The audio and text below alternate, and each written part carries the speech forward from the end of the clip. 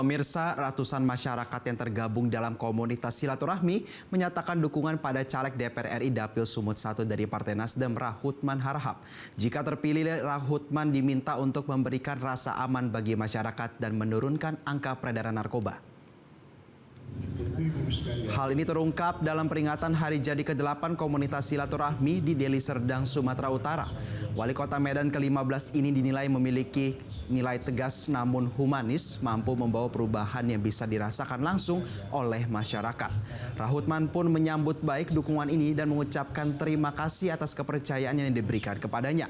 Rahutman juga berjanji akan memberikan rasa aman pada masyarakat serta menekan peredaran narkoba. Ini dalam rangka gagasan kita untuk bisa kehidupan masyarakat di sini bisa lebih baik. Yang kedua, agar keamanan, ketertiban bisa lebih baik.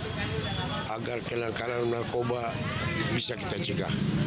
Ini semua adalah menjadi keluhan ibu-ibu tadi, masalah peredaran narkoba katanya. Jelajahi cara baru mendapatkan informasi. Download Metro TV Extend sekarang.